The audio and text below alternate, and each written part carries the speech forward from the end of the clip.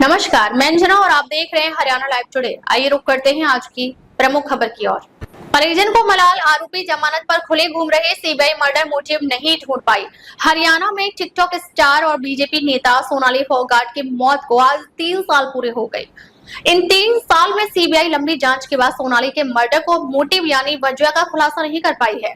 भाई वतन ढाका व रिंकू ढाका कहते हैं केस में 50 से ज्यादा तारीख लग चुकी हैं।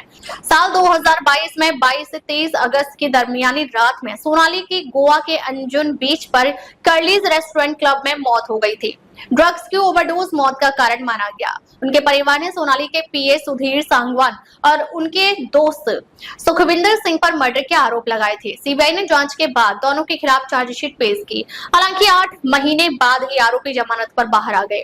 परिवार ने 2 साल पहले आरोपियों की जमानत खारिज करने की अपील की, लेकिन कोई फैसला नहीं आया। परिवार मानता है कि अभी तक ऐसा कुछ नहीं हुआ है जिससे उन्हें महसूस हो कि केस में कुछ हमारे पक्ष में हो रहा है। गोवा की जिला कोर्ट में इस मामले में अगली तारीख 3 सितंबर लगी हुई है।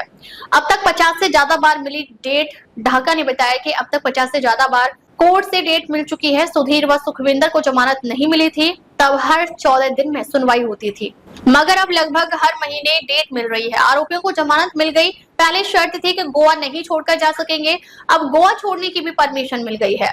बेटी की स्कूलिंग पूरी, अब कॉलेज में लेगी एडमिशन। सोनाली फोगाट की बेटी वसुंधरा की स्कूलिंग पूरी हो गई है, वह 12वीं पास कर चुकी है। अब आगे उसको कॉलेज में एडमिशन लेना है। फिलहाल वह ज्यादातर समय अपने नाना नानी के पास फतेहाबाद जिले के गाँव भूथन खुर्द में ही रहती है। कभी कभार हिसार अपनी मौसी के पास भी चली जाती है। पहला चुनाव हारी सोनाली, बहन को मिली विरासत।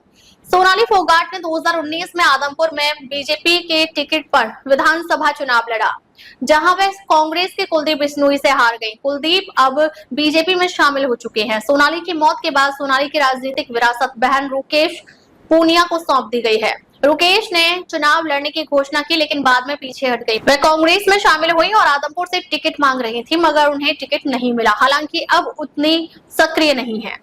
अब तक के लिए बस इतना ही। फिर मिलते हैं एक ऐसी ही बड़ी खबर के साथ। तब तक के लिए नमस्कार और देखते रहिए हरियाणा लाइव टुडे।